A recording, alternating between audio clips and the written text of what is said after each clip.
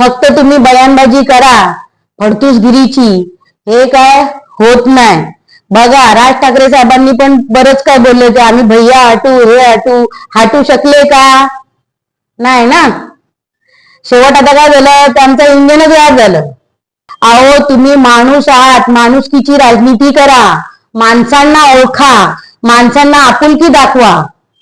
हा महाराष्ट्र कोकण पट्टा जो आहे तो हिंदू मुस्लिम सिख ईसाई सर्व धर्म जातीच्या लोकांना घेऊन चालणारा हा आमचा महाराष्ट्र आहे. संविधानाने शिकवलेलं आहे की जो ज्या पद्धतीने वागते त्याला त्या पद्धतीने वागू द्या, त्याला फ्रीडम द्या, आजादी द्या.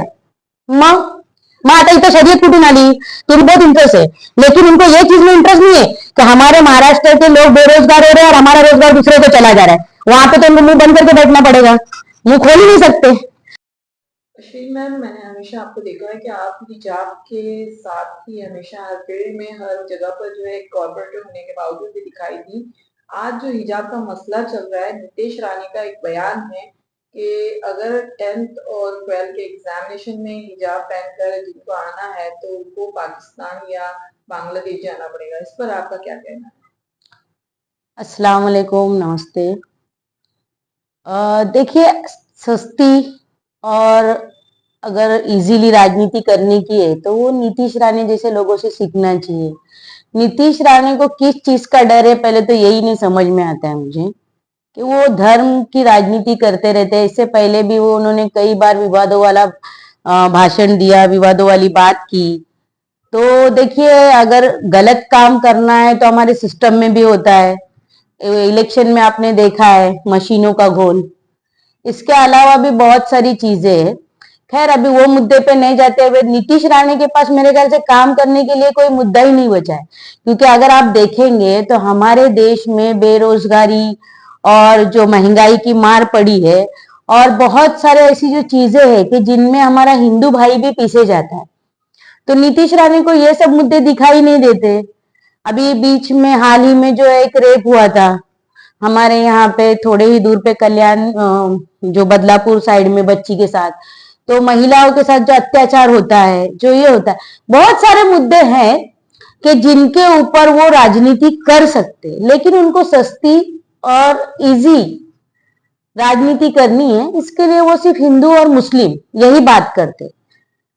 उनका ऐसा कहना है कि जो है एग्जामिनेशन में बच्चे जो है हिजाब में जो है चीटिंग करते हैं. तो अरे आपको तो क्या लगता चीटिंग तो ऐसे भी तो कई मतलब गैर कौम के लोग हैं जो बुर्का पहन के लड़कियां बाहर घूमती है, गलत काम करती है. तो इसका मतलब क्या बुर्का खराब है? अभी हम इतने सालों से बुरखे में रह के काम कर रहे हैं. आपने देखा था ऊपर वाले ने इनको एक सबक भी सिखाया था कोविड पीरियड में.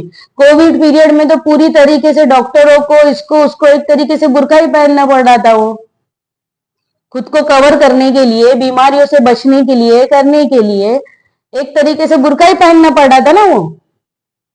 नीतीश तो आप विवादित बयान हमेशा देते हैं. नहीं तो उनको सीधी और देखिए, अभी जनता जागरूक है, जनता को सब समझता है कि इस तरीके से खाली म्हणजे फक्त तुम्ही बयानबाजी करा फडतूसगिरीची, हे काय होत नाही.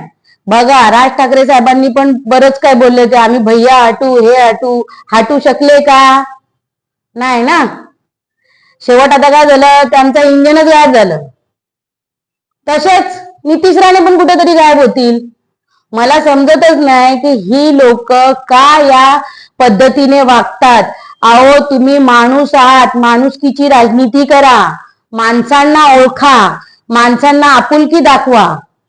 आणि जे आपले बंधू आहेत किंवा भगिनी आहेत त्यांचा तुम्ही एक रिस्पेक्ट करा. प्रत्येक समाजाचा एक आपला रिस्पेक्ट असते आणि तो आदर करणं पहिला तुम्ही शिका. कारण तुम्ही महाराष्ट्रामध्ये राहता तर तुम्हाला महाराष्ट्राची तुम्हाला जाणीव असली पाहिजे का आमचा हा महाराष्ट्र कोकण पट्टा जो आहे तो हिंदू मुस्लिम सिख ईसाई सर्व धर्म जातीच्या लोकांना घेऊन चालणारा हा आमचा महाराष्ट्र आहे. आणि शिवाजी महाराज असो किंवा इतर कोणी असो, प्रत्येकाने आपले संबंध जोमलेले आहेत, जोमळलेले होते तेव्हाच प्रत्येकाने आपले संबंध जोमललेले होते तेव्हाच एका तरफ मस्जिद आहे तर एका तरफ मंदिर आहे. आणि लोक या संस्कृती म्हणजे पूर्ण आपले जे कार्यक्रम असतात, जे काही आपले फेस्टिवल असतात, ते एकात्मी येऊन एकत्र ती लोक मनवतात. त्यांचं असं म्हणणं आहे का, एका चॅनलच्या माध्यमातून त्यांनी असं सांगितलं का हे जे आहे संविधानाचं कानून चालतोय ते शर्यतचं कानून इथे चालू देणार नाही. ज्याप्रमाणे आम्ही एक मिनिट, संविधानाने शिकवलेलं आहे की जो ज्या पद्धतीने वागते त्याला त्या पद्धतीने वागू द्या, त्याला फ्रीडम द्या, आझादी द्या. मग मग आता इथं शर्यत कुठून आली? तुम्ही सांगा. सिखांजवळ खंजर असते का नसते? वापरतात ना ते. जैन लोक असतात ते त्यांच्या तोंडावरती एक पट्टी ठेवतात. जे मारवाडी लोक आहेत ते घुंगट घालतात. मग हे काय त्यांचे घुंगट पण हटवणार का? तुम्ही लोकांचे घुंगट हटवणार का? बघणार का घुंगट मध्ये कोण आहे म्हणून? प्रत्येकाची आपल्या आपल्या वागाची वेगवेगळी पद्धत असते आणि आम्ही त्याच याच्यामध्ये त्या संस्कृतीमध्ये वाढलेली लोक आहोत आम्ही. त्यांचं एक असं पण वक्तव्य आहे, त्यांनी असं सांगितलंय का आम्ही जे किडे मकोडांसाठी घरांमध्ये जसं औषधांचा छिडकाव करतो तसं बांगलादेशी आणि रोहिंग्यांना पण आपण छिडकाव करून महाराष्ट्रातून संपवायला हवा. याच्यावर आपलं काय म्हणणं आहे? बघा, जशी त्यांची मानसिकता आहे ते तसेच बोलणार. तर आम्ही त्यांच्या बोलण्यावरती तर पाबंदी आणू शकत नाही. परंतु कसं आहे की जसं मी सांगितलं की ऊपरवाली की लाठी में आवाज, गैब की लाठी में आवाज नहीं होती है. जेव्हा वरचेवालीची लाठी चालते तर चांगले चांगले मग गप्प बसतात.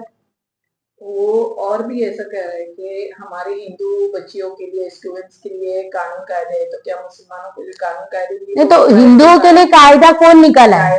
नहीं, आप घर में बैठे नहीं, आप मुझे ये बताइए कि हिंदुओं के लिए कायदा कौन निकाला है? क्या उनको बोला गया है कि आप ऐसा कपड़ा मत पहनो, या किसी मुस्लिम ने ये कायदा उन पे लागू किया है?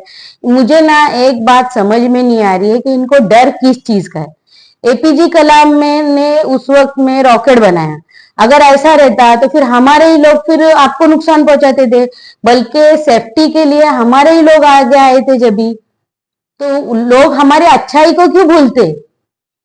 अगर किसी ने बुरा किया तो उसकी बुराई को लेके तुम दूसरों को टारगेट करेंगे. यहाँ पे इनका कोई भी हेतु शहर के लिए या हमारे स्टेट के लिए नहीं है.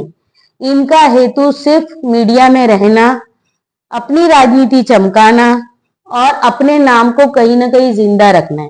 क्योंकि ये जहां से मतदार, इनका जो मतदार पट्टा है, जो ये यहाँ से चुन के आते, वहां पे 80% ऐसा मैंने सुना है कि हिंदू लोग रहते. तो बस अपने लोगों को मतलब खाली खुश करने के लिए. तो मैं उन लोगों से भी अपील करूंगी कि ऐसे खुश होने वाले अल्फाज मत सुनो. आप उनसे सवाल करो कि भाई आपने हमारे लिए किया क्या है? हमारे बेरोजगार बच्चे लोग को कितना रोजगार दिया है आपने? हमारे कितने म्यूनिसिपालिटी के स्कूलों को आपने सुधारा है? कागज पे बहुत सुधारा होगा, लेकिन प्रैक्टिकली कितना सुधर रहा है हमारा ये? और आज हमारे कितने लोगों को, आज हमारे अभी बंबई से, यहाँ से जो हमारे महाराष्ट्र से बड़े बड़े प्रोजेक्ट लेकर गए गुजरात, कितने प्रोजेक्ट को रोका है नीतीश राणे ने? क्या अभी बुरके में उनको बहुत इंटरेस्ट है, मुस्लिम कम्युनिटी में उनको बहुत इंटरेस्ट है, लेकिन उनको ये चीज में इंटरेस्ट नहीं है कि हमारे महाराष्ट्र के लोग बेरोजगार हो रहे हैं और हमारा रोजगार दूसरे को चला जा रहा है. वहां पे तो उनको मुंह बंद करके बैठना पड़ेगा, मुंह खोल ही नहीं सकते. तो क्या करेंगे बेचारे? कुछ तो करेंगे. इन्होंने जो है मंत्री दादा भुसे को जो है पत्र लिखा था. दादा भुसे का ऐसा कहना है कि मैंने अभी तक इस पत्र को पढ़ा नहीं है.